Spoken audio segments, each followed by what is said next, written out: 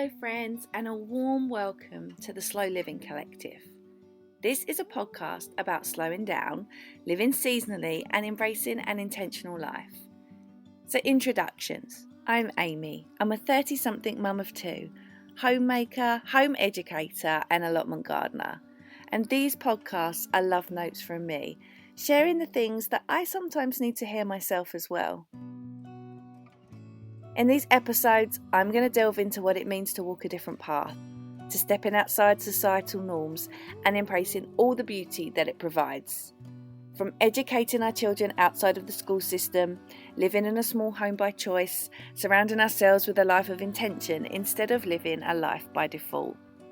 I welcome you to come on this journey with me and open your mind to maybe a different way of living. I hope you find what you're looking for within the words of these podcasts, and I hope they speak to you in your own unique way.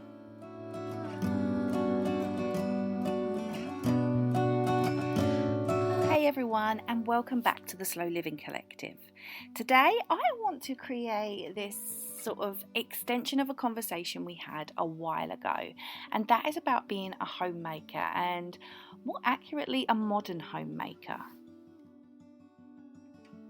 Homemaking isn't new, not at all, but homemaking is it making a comeback? I don't know. We live in such a polarized world, and slowing down and simplifying seem like, I don't know, people that want to do it seem like they're almost a little bit different when it's just normal. It's just normal. It's what the human condition is about. So today I want to delve into more about being a modern homemaker, what it means for me. Now, some of this is going to be similar to the previous podcast about homemaking, but I'm going to go into so much more detail. The other one was just a very short, I think like 10-15 minutes, and I'm going to make this one quite a bit longer. So I hope you stay around for the conversation.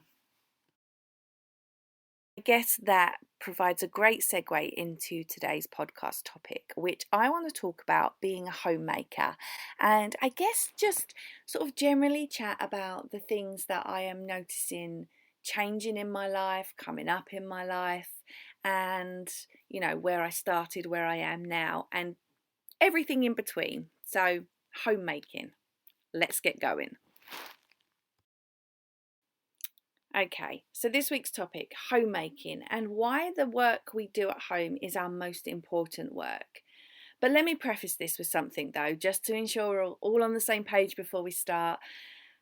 Whether you choose or are required to work outside the home or from home, whether your choice is homemaking or to stay at home with your children, all of our choices are valid. They are absolutely valid, and I don't ever want to come across like I am siding one way or the other. I appreciate I come to this topic with a fair amount of privilege as well. So I just wanted to say that before we got started. So let's get going. I didn't really know that I wanted to be a homemaker. I mean, I guess I did in a sense, but I didn't really think about it too much. But when I was younger, I always had this idea, I guess the perfect idea, quote unquote perfect, in my mind, that when I grew up, I wanted to get married and I wanted to have children. And I never really thought too in depth about having children, just that I wanted to have them, I guess. It wasn't until I met my husband and, our relationship progressed, we got married, that, we started talking about what our family might look like. And we always agreed that we just wanted one child, and we were happy with that idea. But it's funny, isn't it? Because, we always said we would have one child and one cat. That was always our thing. We always laughed about it. And we got our cat long before we had children. And then we had our first child, and, we were so happy with, our daughter. And it was a funny time as well, because as she turned a year, the pandemic was just kicking off, and that changed a lot of our thinking in a lot of ways. And it was me who first said that I was having these feelings that maybe our family wasn't complete, and it was completely alien to me, and I didn't know where they came from.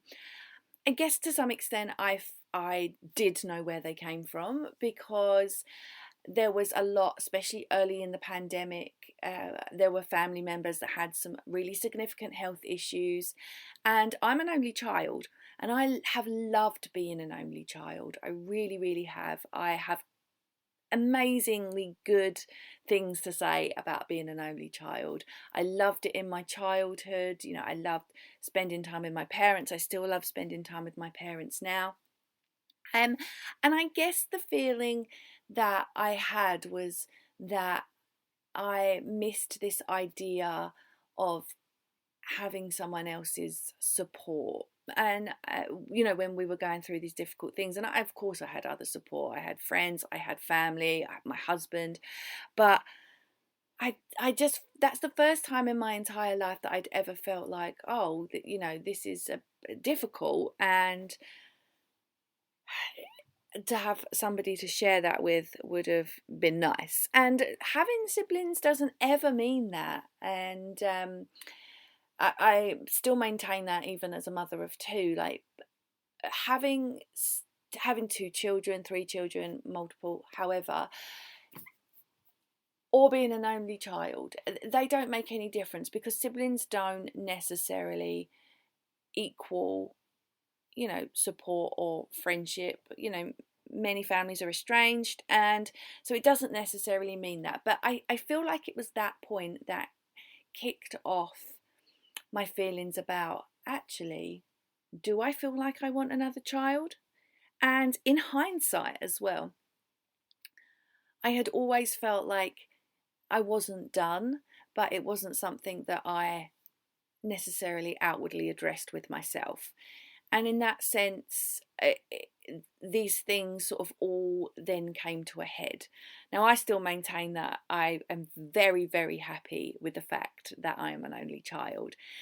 But, in difficult moments, we want for different things. And in some of those more difficult moments, I guess I felt the pressure, and I felt the strain of being the only child.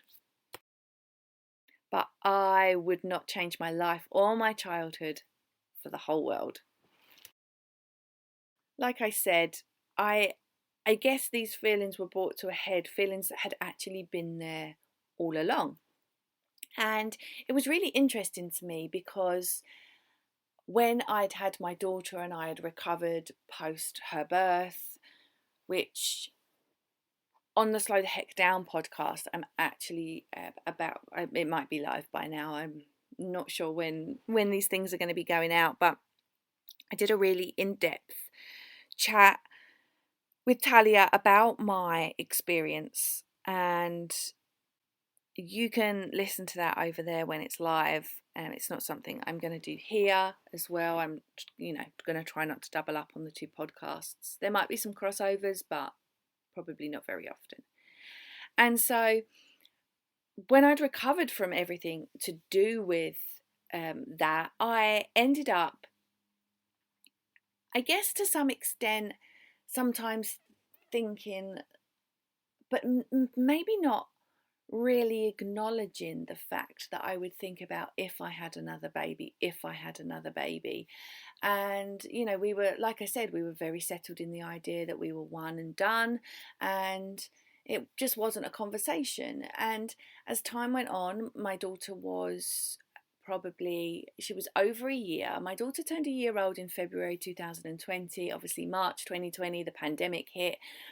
A lot of these issues that were going on with, I told you, within the family in regards to health, were very shortly after that, in the spring of 2020 through to the end of summer 2020.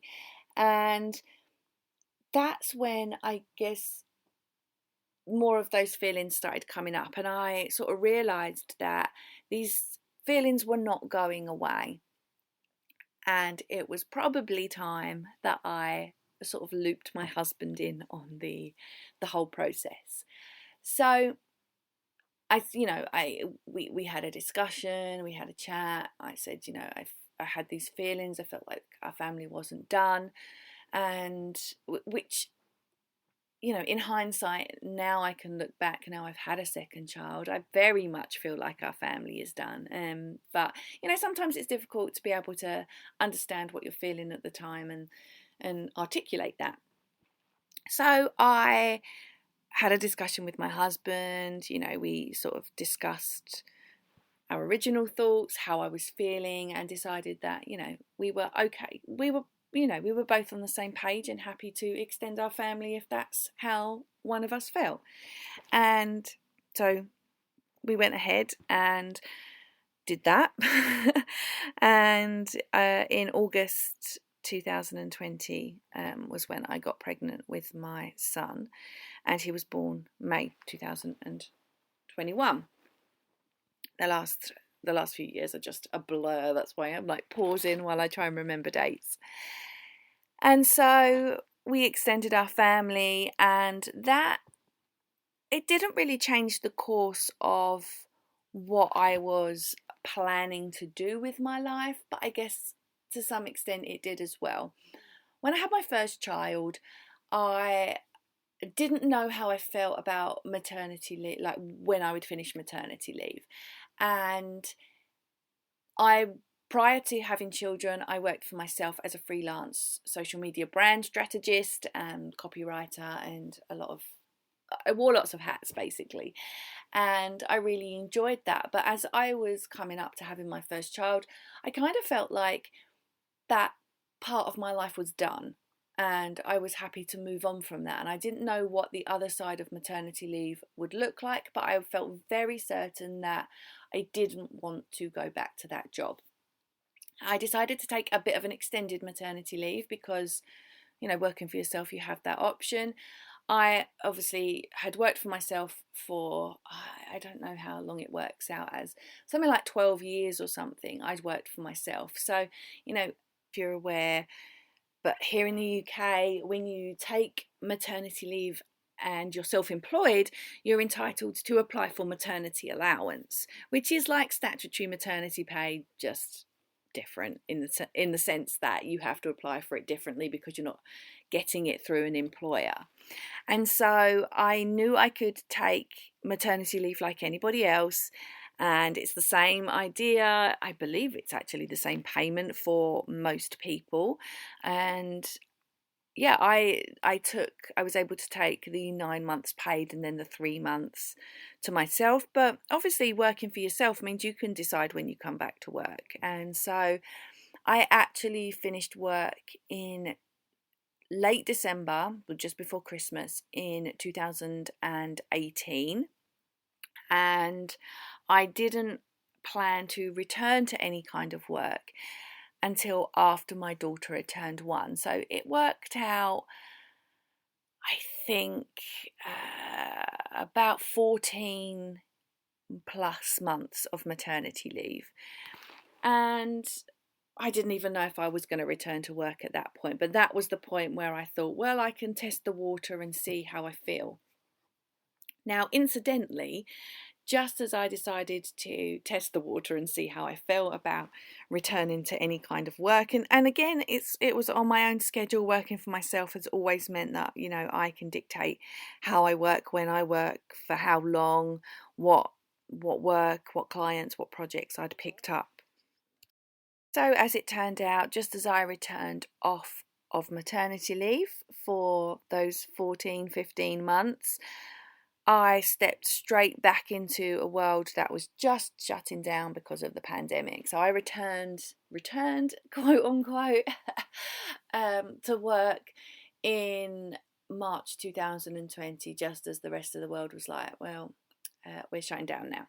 So it was an interesting time, but actually, like I said earlier in the episode, I had this feeling prior to finishing up work for maternity leave that I was done with this sort of sector of work. But with the world closing down, it felt like a safe option for me, and so I did return to many of the same things. I had a lot of fun in the time period that I actually did work, which was up until the birth of my second child, my son, in March 2021.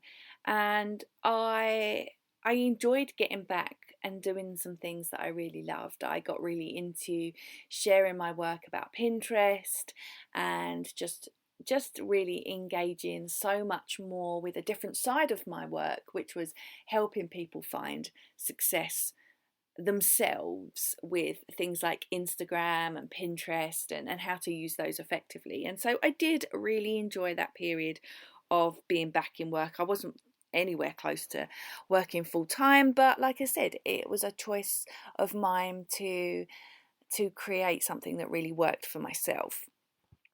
But when I came to having a second maternity leave with my son, I felt again that, this part of my life is done and I just don't want to go back to it. And in some respects, I I didn't I felt, I guess, apprehensive because I didn't know what was on the other side of maternity leave. Did I had this feeling with my daughter, and it could have been that because the world was closing down, that I had to do something. Things weren't stable, everything was up in the air. People were losing their jobs, being furloughed. There was so much going on. We were living in this really sort of unpredictable time that to return back to the thing that I had always had as my safety net felt just very natural.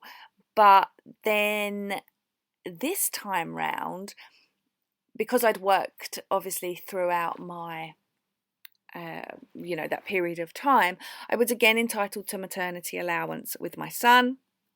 So that actually worked quite well for me, that I did, actively make that decision to go back to work, because at the time I had no idea that we would have a second child. It just wasn't even on the agenda.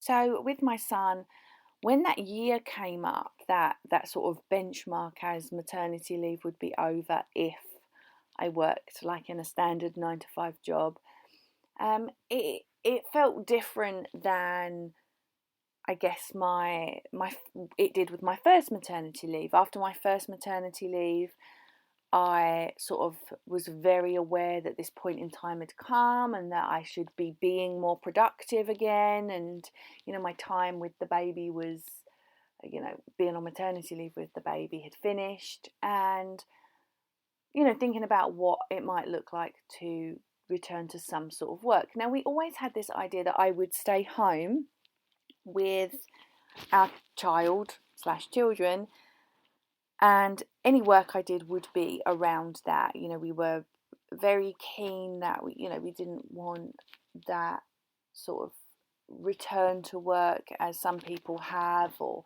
want or experience. And so being home full time was always the goal. But for me, I've always felt like, oh, I want to do something. When that point in time came with my son, like I was just talking about, when that year of maternity was up, he turned 1, just carried on with life as normal after that. It didn't feel like I needed to do anything to be productive. The things that I do in my home, raising my children, were enough. And it was really interesting to me because obviously in the prior experience I had felt, like it was time to do something. But, my whole philosophy for living had changed since then as well, and slowing down and simplifying our life. It made a huge difference because I very much believe that, the world has taught us that to be a valid member of society, we always need to be productive, we need to be working, and this capitalist mindset essentially. It made sense to me with all the work I'd been doing about living slower, that my mindset had obviously changed a lot between the births of my 2 children. And I was able to understand and rationalize that I don't need to return to work. And that's a very privileged statement. I appreciate that. It's something that I think I've touched on before, that this is how we set our life up. We always wanted me to be home with our child, which obviously became children. So we always wanted me to be home with our family. And it's something we set up from the word dot when we got married, when we purchased our home. These were all factors in that we were going to rely on just one income. And so we've always done that. And again, it's very privileged to be able to do that in this society. We do live here where I live in Hertfordshire. It's an expensive location, and we've had to make some difficult decisions and tough choices to be able to implement the things that we want. But ultimately it was what was really important to us, so we did our best to make that happen. So in that sense, it's been a very intentional choice about the way we set up our life, the things we do, the things we don't do, the things we purchase, the things we don't purchase. And slow living, intentional living, simplifying, all of these things have sort of assisted in that, I guess. It was sort of like the natural order of things. Now, we still do fun things. We still, have our subscriptions that we enjoy. We have the things that we pay out for. For example, we have a zoo membership for a local zoo for the kids, well, one of them, because the other one's too young at the moment to have to pay, and obviously myself as well, because I'm the one that goes quite frequently. And we still are able to enjoy ourselves. It's not about not having things we want, but I guess it's about just sort of really analysing like what things would be beneficial to our life and what wouldn't. So we only focus our sort of spending, I guess, in areas that are beneficial. For example, sending our daughter to forest school is an expense that we are prepared to pay for. So going backwards a little bit in this episode, I obviously, like I've said, had these 2 maternity leaves and had very different feelings when I came off of either of them.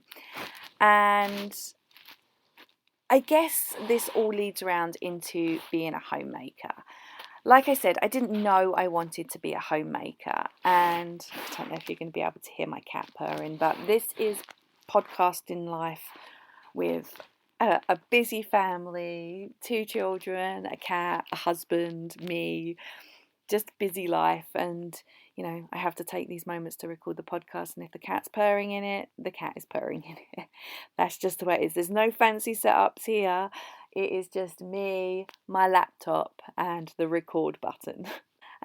So like I said, my plan was always to stay at home, but little did I know that I'd be staying at home a lot in the coming years after having a child, especially, with the pandemic. With the change in our life, our thoughts, our goals, embracing slow living and simplifying a lot more, it almost became the natural progression when I finished my maternity leave with my son, S, that I didn't look for work either, outside of my work as raising my children and taking care of our home.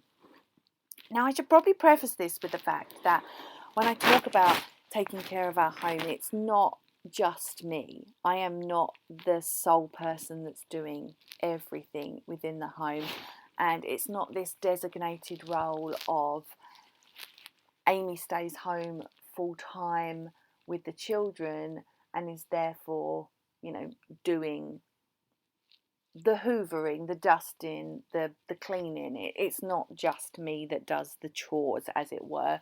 And just like, just because my husband works full time, he works full time from home. Just because he works full time doesn't mean that he doesn't have any input into our life within our home.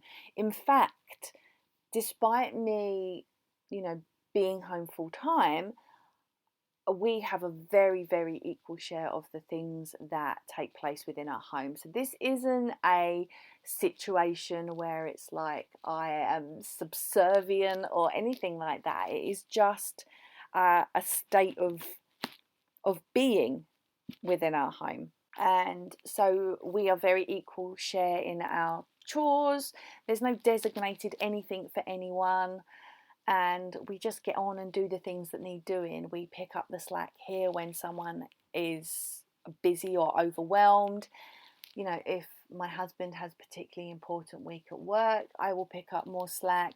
If I am having a particularly busy week or difficult week, he will pick up the slack. And there's no like, can you do this for me? It's actually like the other person just sees that, these things need to be done, and it doesn't matter who does them. We are the same unit. We all have the same goals.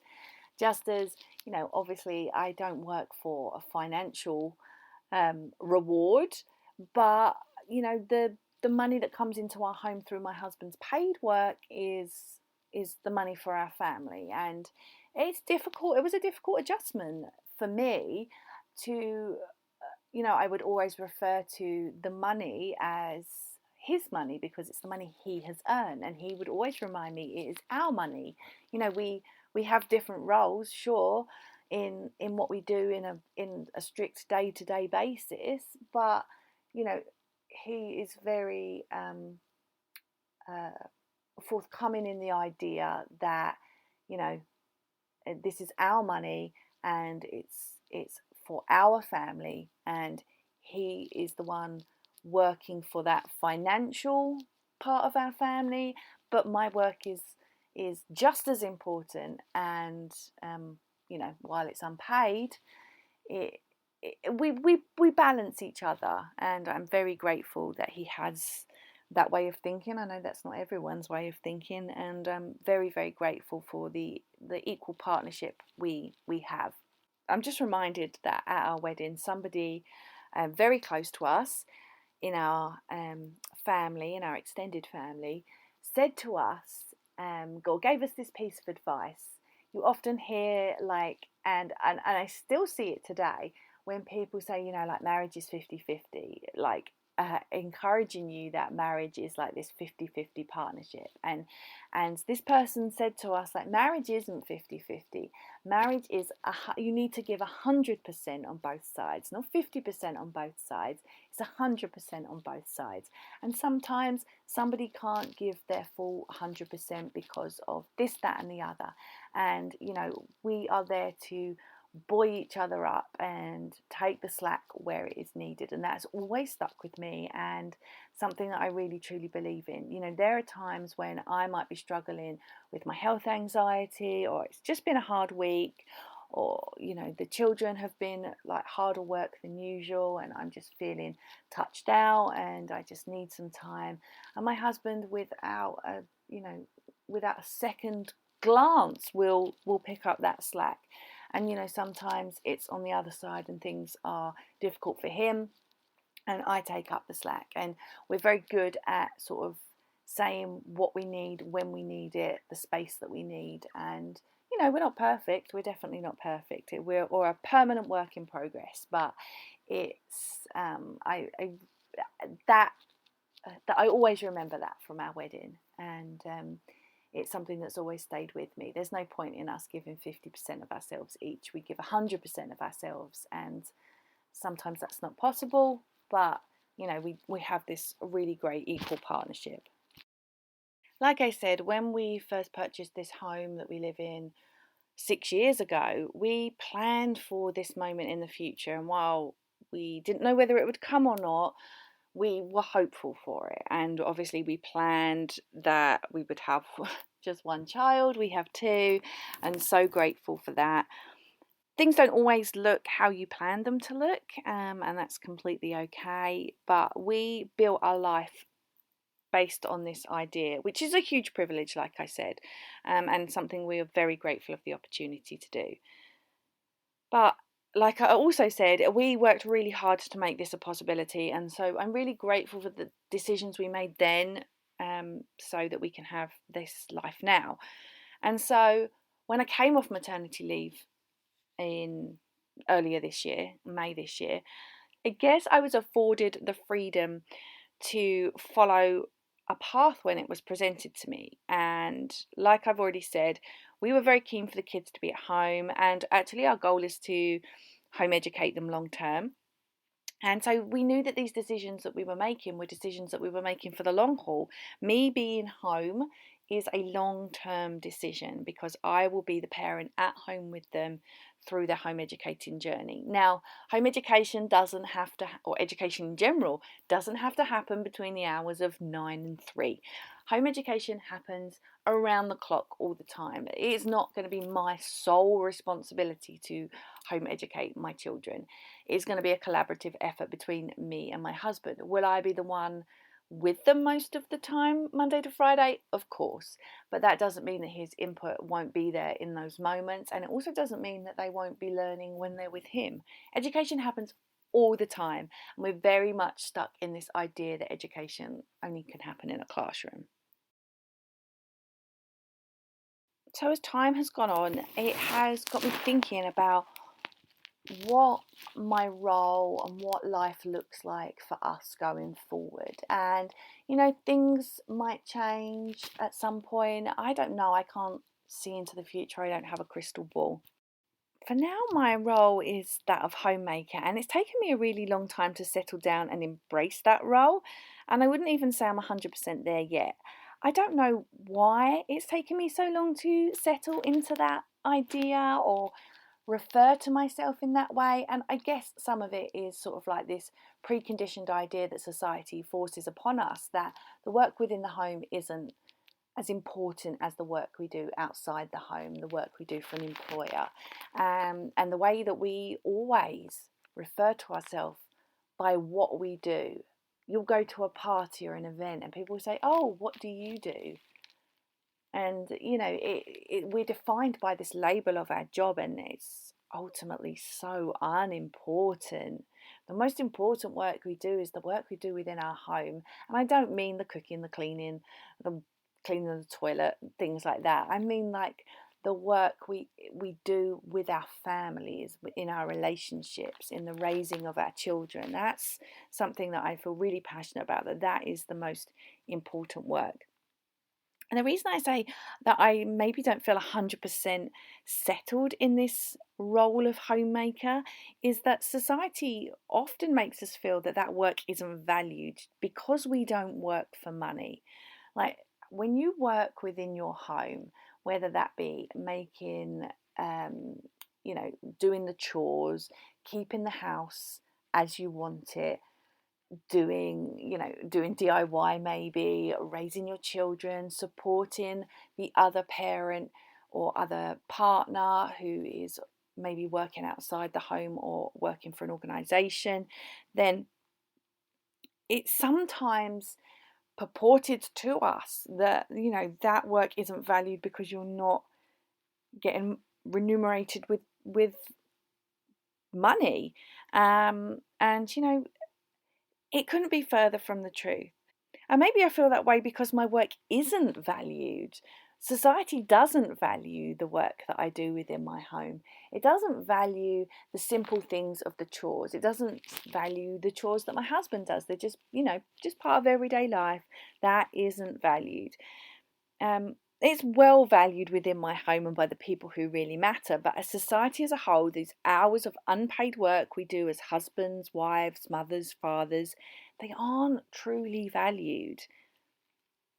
Now, I understand why, because capitalism and a capitalist society wants us to keep those cogs turning. It wants to push us back into the workplace and earning money that we can go and spend and just keep this wheel turning. It's the reason why we have a society where we are promoted, to buy more, to work more, to just keep these things in motion. And there's a slow rumbling movement of people who are saying, absolutely not. I am not subscribing to this anymore. We need more time. My husband sent me a really good quote. Let me see if I can find it. Was it my husband? Was it my mum? I can't even remember now. I think it might have been my mum now I've said that. My mum. Sorry, mum, if you're listening to this. Don't know why I thought it was my husband. And it's by Dr. Nicole LaPera. I hope I haven't butchered that. Society pushes us since childhood to be in a chronic state of fight or flight. Rush to school, compete for good grades, compete in sports, achieve, perform. Our nervous system needs stillness, quiet, play, and creativity. We're human, not machines. And I thought that was really really sort of important and comes into this, that more people are saying like, no, absolutely not. This society that we have created is no good. We can't just keep functioning in this high state of constant fast hustle culture. We just can't. Now, I'm not suggesting that we all need to rush back into the home and don our 50s housewife dress and live that way. And society likes to remind us how far we've come, and we have come far. That women don't have to be at home anymore, that we can be whatever we want to be. And even though largely men are still paid more than us for doing the same job, that gender pay gap continues to remind us that while things might have visibly changed, there is still a lot of work to do. And things have changed in a lot of ways, good and bad. And of course, some people want to return to work after they've had children, and some people want to stay home. Some people want to stay home and return to work. And, some people have to stay home and wish they could return to work. There are so many different situations and choices out there, and each one of them is valid and to be respected. Being a homemaker, whether you work in a job outside the home or not, is undervalued. And being a mother or father, parent, again, whether you work in a job outside the home or not, is still so undervalued in our society. Raising the next generation, whether you are home with them full time, they are in childcare, they are with grandparents, whatever the situation is, our work as parents to the next generation and our work within our homes as homemakers is so undervalued. We still have so far to come. We have come far, but there's still a lot of work to be done, and maybe that's the whole point. We have the power now to make that decision for ourselves instead of having it forced upon us. We don't have to be defined by a job or by what we do, and we can find contentment in our home, in our family, and in the life that we constantly want to build for ourselves. I had to sit quite uncomfortably with this title of homemaker for a while because of the negative connotations that generally surround it. But I guess I am slowly able to embrace everything I love about it. And people still ask me, oh, what is it you do? Or what job do you have? And I know that I have only felt uncomfortable in the past because society has taught me that I only hold value in the work I undertake that is paid. But I am getting more confident and able to say I stay home with the kids, or I am a homemaker, I am a home educator, all of these different things. And I'm slowly, building that and making that more who I am and more my identity, because it is a huge part. I am, and it's not just, oh, I stay home with the kids and that's that. My work is really valuable. Your work is really valuable. And it's important that we continue to have this conversation and ensure that the work we do within our homes, whether it's the only work we do or whether it's part of the work we do, is really important. And we need to continue to have the conversation so that it becomes more recognised and more valued. For me, the most important work takes place inside my own home, caring for my family, raising the next generation, and instilling the values that they can take out into the world. I truly believe that that is such important work because, our children are the ones that are going to change the world. And, the things I teach them to be more loving, more accepting than generations that have passed, is the thing that's going to, hopefully make the difference. Sometimes being at home full time can be looked so down upon by our society and that we're not making a financial contribution. But like I've said numerous times throughout this podcast, I truly believe that the biggest contribution that we can make can be inside of the own four walls of our home. And honestly, whether you decide to stay home full time or whether you work outside the home, what we do inside our homes can be absolutely monumental. For me, the biggest contribution I get to make is in the little people that I get to raise.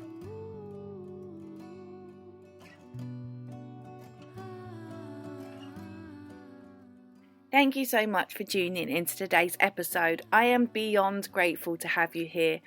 Community is so important, so I would love to chat with you over on Instagram because Instagram is kind of my jam.